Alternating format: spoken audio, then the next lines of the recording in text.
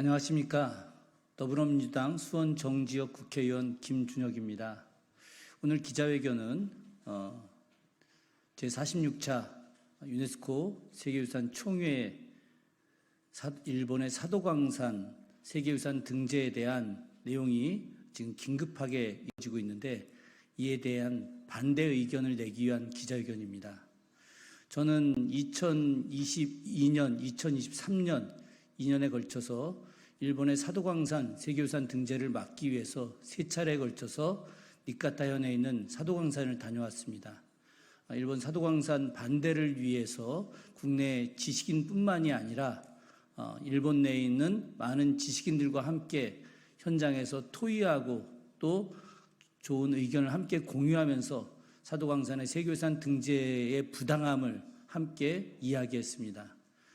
사도광산에 대해서 일본 정부가 일본의 근대화를 발전시키기 위해서 에도 시대에 중요하게 개발돼서 일본을 근대화하게 만든 매우 중요한 근대 유적이라고 이야기하지만 실제로 일본의 사도광산은 1920년, 30년, 40년대에 일본이 태평양 전쟁, 제국주의 국가로 성장하면서 태평양 전쟁을 준비하면서 철광과 금을 생산해냈던 곳이고 특히나 1940년대에 조선인 강제 동원령을 내려서 무려 6천여 명 가까운 조선인들을 일본에 끌고 가서 바로 니카타현에 있는 사도광산까지 데려가서 강제 노동을 시켰습니다. 수많은 사람들이 고통을 당했습니다. 엄청난 조선인들이 학대를 당했습니다. 조선인들이 기숙했던 그 현장 곳곳을 다녔습니다.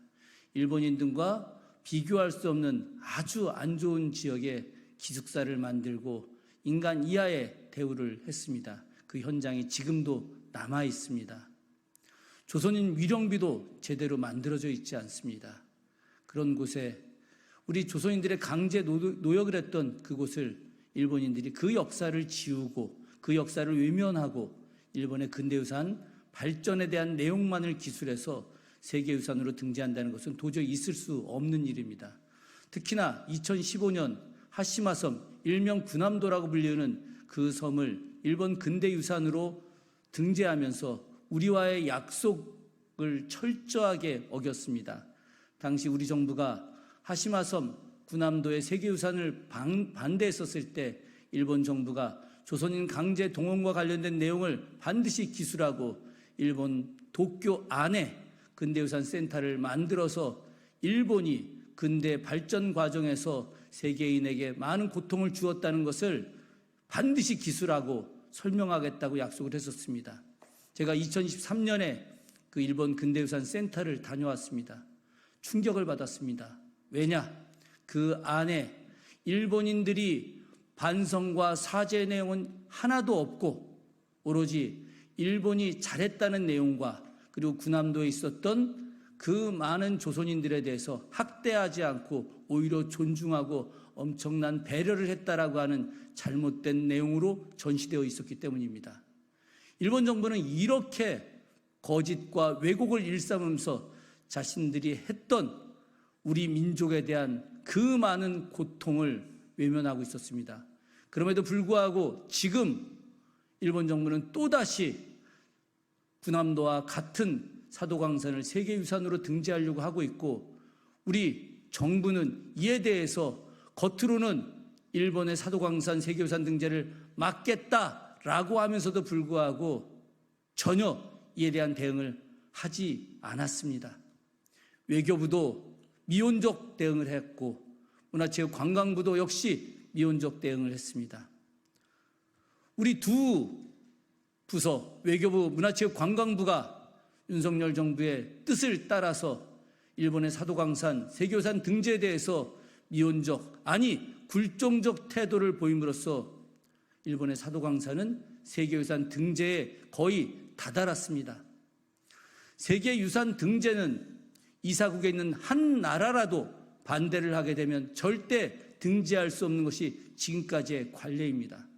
그렇기 때문에 우리 정부가 일본이 지금까지 2015년부터 시작된 자신들의 잘못된 내용을 반성하고 사과하는 그 내용을 설명하지 않는 것에 대한 약속 위반을 강력하게 이야기하고 이에 대해서 이번 사도광산 등재 역시도 일본이 약속 이행을 하지 않을 것을 명확하게 설명한 후에 세계유산 등재를 막았어야 되는데 전혀 그런 행동을 하지 않고 있습니다.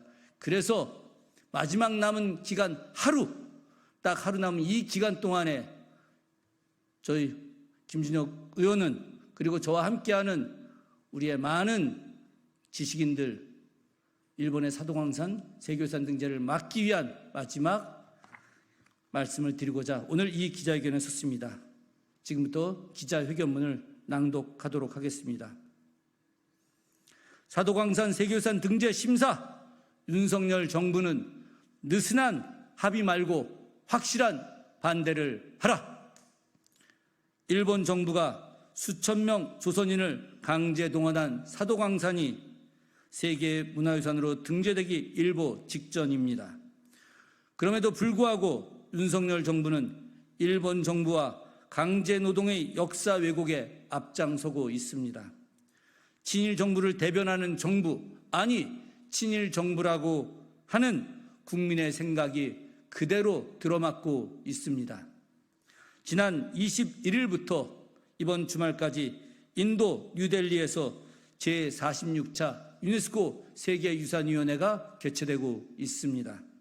이 회의에서 일본 니가타 현에 있는 산업유산 사도광산의 유네스코 세계유산 등재가 결정됩니다.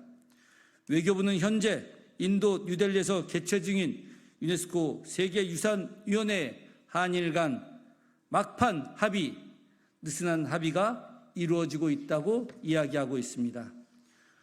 무엇에 대한 느슨한 합의, 누구를 위한 합의일까요? 한국인 노동자를 포함한 전체 역사를 반영하겠다는 일본의 말을 고지곧대로 믿고 하는 합의인가요? 한국 정부가 일본과 합의하겠다는 것은 태평양 전쟁 시기에 과오도 현지 근대문화유산 센터에 전시하겠다는 일본의 가벼운 약속을 받아주고 만장일치가 필요한 사도광산 세계유산 등재 결정에 결국 찬성표를 던지겠다는 뜻입니다. 일본 정부의 약속은 수년 전 군함도를 세계유산으로 등재할 때와 똑같습니다. 당시 일본은 근대 산업유산을 세계유산으로 등재하면서 조선인을 포함한 아시아 민족을 강제 동원했던 진실을 밝히고 전시로 알리겠다는 약속을 했건만 지금까지 그 약속은 지켜지지 않고 있습니다. 이것이 대한민국 국회에서 어제 결의안을 통과시킨 내용입니다. 사도광산 세계유산 등재 반대와 일본 정부의 약속 이행을 촉구하는 내용을 어제 국회에서 진행했습니다. 여야가 극한 대립하는 상황이었음에도 불구하고 사도광산을 반대하는데 국회 결의안은 여야 간 반대 없이 만장일치로 합의를 했었습니다. 단 한 명의 반대도 없었습니다. 민족문제와 일본의 잘못된 행위에 대해서는 여야가 따로 없다는 것을 보여주고 있음에도 윤석열 정부는 일본 정부에 굴종하고 있습니다. 사도광산이 유네스코 문화유산으로 등재되면 일본은 더 뻔뻔하게 수많은 세계인에게 자신들의 역사를 자랑할 것입니다. 또 동아시아 근대 역사에 시혜를 베풀어서 아시아 전체를 발전시켰다는 내용으로 역사를 왜곡할 것입니다. 윤석열 정부는 이런 일본의 의도와 입장을 그대로 용인하고 등재와 관련된 합의를 진행하고 있습니다. 이제 곧 사도광산 등재와 관련하여 최선의 노력을 다했다고 국민들에게 거짓말을 할 것입니다. 우리 정부는 유네스코 등재를 위한 최종 협의일인 27일까지 사도광산 세계유산 등재를 막는 노력에 최선을 다해야 할 것이고, 그것이 대한민국의 입장을 대변하는 가장 강력한 협상 책임임을 명심해야 할 것입니다. 만약 사도광산 등재를 막으라는 국민들의 목소리를 외면한다면 윤석열 정부는 대한민국의 역사를 통째로 일본에 넘겨주는 무책임한 짓을 한 것임을 명심하기 바랍니다. 결국 아무것도 얻지 못한 유네스코 총회는 국가의 수치로 기록될 것입니다. 대통령은 물론 정부와 외교 담당자들이 반드시 이 무책임한 역사를 책임져야 할 것입니다. 반드시 윤석열 정부는 제46차 유네스코 총회에서 일본의 사도광산 세계유산 등재를 막아야 합니다. 감사합니다. 고맙습니다.